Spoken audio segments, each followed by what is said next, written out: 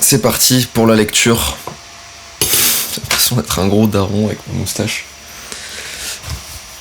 C'est parti pour la lecture, 10 minutes tous les jours pour avoir une meilleure élocution, mieux s'exprimer. Donc si t'écoutes ça, ça va aussi te permettre d'avoir peut-être plus de vocabulaire.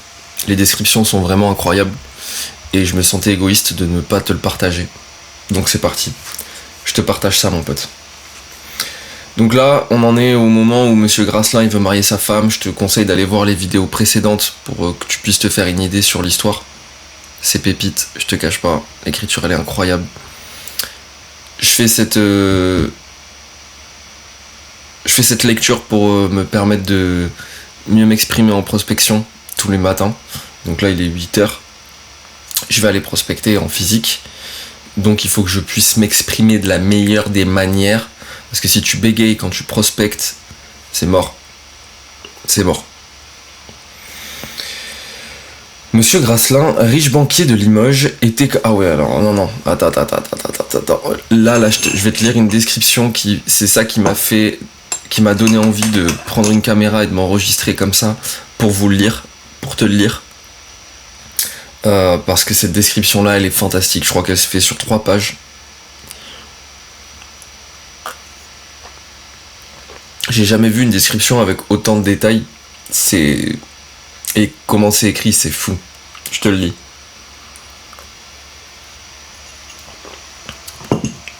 Ah, c'est ouf comment ça a marqué. Hein. C'est abusé. Hein. C'est l'âge, hein, ça y est. Hein. 32 ans. 32 ans. Putain de merde. Allez, c'est parti. Monsieur Grasselin, riche banquier de Limoges, était comme Sauvia, un homme parti sans le sou de l'Auvergne, venu pour être commissaire et qui, placé chez un financier en qualité de garçon de caisse, avait, semblable à beaucoup de financiers, fait son chemin à force d'économie et aussi par d'heureuses circonstances. Caissier à 25 ans, associé 10 ans après de la maison Perret et Grosse-Tête, il avait fini par se trouver maître du comptoir après avoir désintéressé ses vieux banquiers, tous deux retirés à la campagne et qui lui laissèrent leurs fonds à manier, moyennant un léger intérêt. Pierre Grasselin, alors âgé de 47 ans, passait pour posséder au moins 600 000 francs.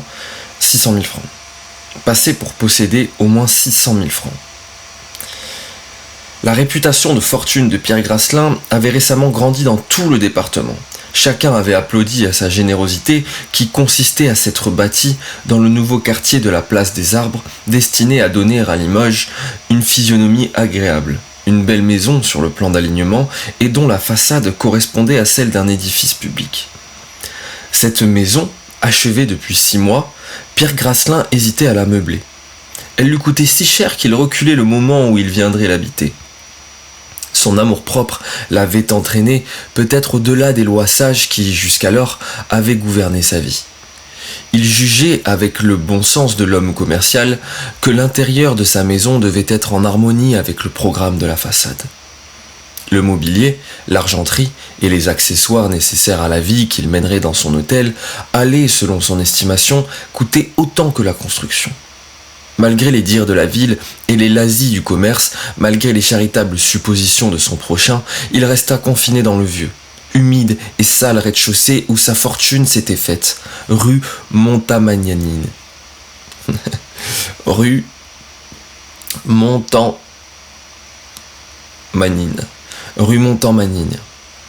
Le public glosa. Mais Grasselin eut l'approbation de ces 2 vieux commanditaires qui le louèrent de cette fermeté peu commune. Une fortune, une existence comme celle de Pierre Grasselin devait exciter plus d'une convoitise dans une ville de province. Aussi, plus d'une proposition de mariage avait-elle été, depuis 10 ans, insinuée à M. Grasselin. Mais l'état de garçon convenait si bien à un homme occupé du matin au soir, constamment fatigué de courses, accablé de travail, ardent à la poursuite des affaires comme le chasseur à celle du gibier, que Grasselin ne donna dans aucun des pièges tendus par les mères ambitieuses qui convoitaient pour leur fille cette brillante position. C'est fou, hein, le contexte. Hein. On voit comment les mœurs sont évoluées quand même. Hein. On est en 1820 là. Grasselin, ce Sovia de la sphère supérieure, ne dépensait pas 40 sous par jour et allait vêtu comme son second commis. 2 commis et un garçon de caisse lui suffisaient pour faire des affaires immenses par la multiplicité des détails. Un commis expédiait la correspondance, un autre tenait la caisse. Pierre Grasselin était, pour le surplus, l'âme et le corps.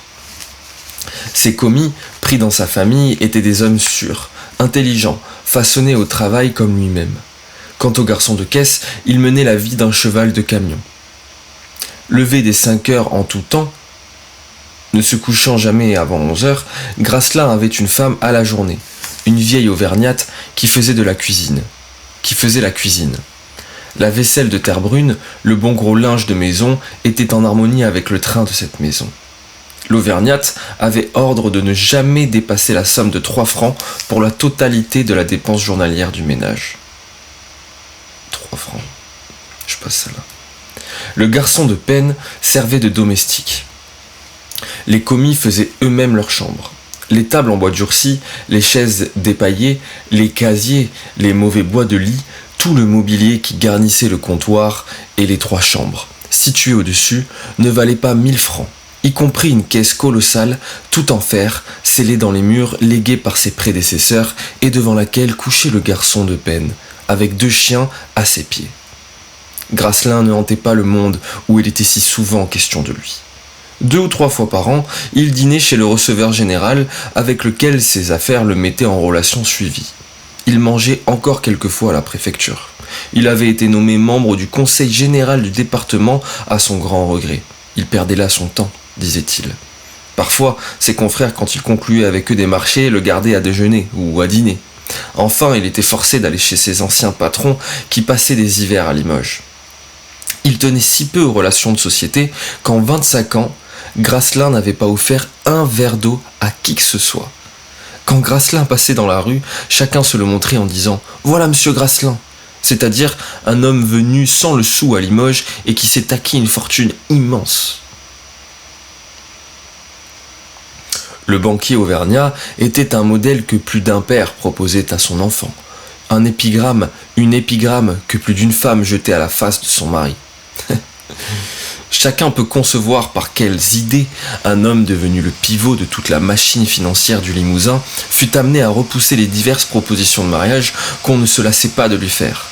Les filles de M. Perret et Grosse-Tête avaient été mariées avant que Grasselin eût été en position de les épouser. Mais comme chacune de ces dames avait des filles en bas âge, on finit par laisser Grasselin tranquille, imaginant que soit le vieux Perret ou le fin Grosse-Tête avaient par avance arrangé le mariage de Grasselin avec une de leurs petites filles.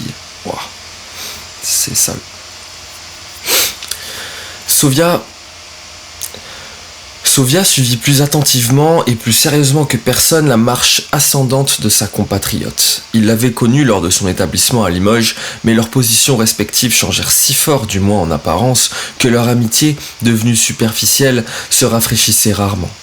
Néanmoins, en qualité de compatriote, Grasselin ne dédaigna jamais de causer avec Sovia, quand par hasard ils se rencontrèrent. Tous deux, ils avaient conservé le tutoiement primitif, mais en patois d'Auvergne seulement. Quand le receveur général de Bourges, le plus jeune des frères Grosse-Tête, eut marié sa fille en 1823 au plus jeune fils du comte de Fontaine, Sovia devina que les Grosse-Tête ne voulaient point faire entrer Grasselin dans leur famille. Après sa conférence avec le banquier, le père Sovia revient joyeusement dîner dans la chambre de sa fille et dit à ses 2 femmes, Véronique sera Madame Grasselin. Madame Grasselin s'écria la mère Sovia stupéfaite. Est-ce possible dit Véronique, à qui la personne de Grasselin était inconnue, mais à l'imagination de laquelle il se produisait comme se produit un des Rothschild à celle d'une grisette de Paris. Pas mal. Oui, c'est fait, dit solennellement le vieux Sovia. Oui, c'est fait, dit solennellement le vieux Sovia. Grasselin meublera magnifiquement sa maison. Il aura pour notre fille la plus belle voiture de Paris et les plus beaux chevaux du Limousin. Il achètera une terre de 500 000 francs pour elle et lui assurera son hôtel. Enfin, Véronique sera la première de Limoges, la plus riche du département et fera ce qu'elle voudra de Grasselin. Son éducation, ses idées religieuses, son affectation sans borne pour son père et sa mère, son ignorance empêchèrent Véronique de concevoir une seule objection. Elle ne pensa même pas qu'on avait disposé d'elle sans elle. Je trouve ça très touchant, moi. Je trouve ça très triste. C'est aussi pour ça que je veux te lire ce livre, parce que ça me touche. Enfin, elle est tellement naïve et bonne que t'as de la peine pour elle, quoi, en fait. Le lendemain, Sauvia partit pour Paris et fut absent pendant une semaine environ. Pierre Grasselin était, vous l'imaginez, un peu causeur. Il allait droit... Pardon. Pierre Grasselin était... Ah voilà, je crois que c'est ça. Non, c'est pas ça. Pierre Grasselin était, vous l'imaginez, peu causeur. Il allait droit et promptement au fait. Chose résolue, chose exécutée. En février 1822, éclata comme un coup de foudre dans Limoges. Les 10 minutes sont passées. Donc là, on va annoncer le mariage de Pierre Grasselin. Il me tarde la suite de te la lire. Il me tarde la suite de te la lire. Il me tarde de te lire la suite.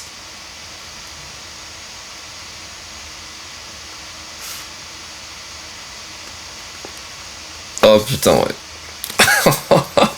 là. En fait, je t'ai dit, je me suis fié, tu sais, l'épisode dernier. Je t'avais dit que ça allait être la description de Grasselin, qui pour moi est ce pourquoi j'ai voulu te lire le livre. Mais ce pourquoi j'ai voulu te lire le livre, finalement, c'est aussi cette condition de cette fille, la pauvre, qui est magnifique et dont on voit le temps passer. En fait, c'est terrible. Enfin, moi, ça me touche plus, je pense, parce que maintenant, vu que j'ai 32 piges, vu que j'ai 32 ans, bah, j'avoue que ça me fait quelque chose. Je pense plus au temps. Mais tu vas voir. Demain, je vais te lire la description de Grasselin. C'est du génie. Tu comprends pourquoi tout le monde connaît Balzac, même si personne... Enfin, non, si, je suis un fou. Tu comprends pourquoi tout le monde connaît Balzac, même si t'as pas lu son livre, ou ses livres. Tu connais le nom. Tu comprends pourquoi. Je te fais de gros bisous. Passe une très bonne journée. Crois en toi, c'est le plus important. J'espère que ce livre t'aide.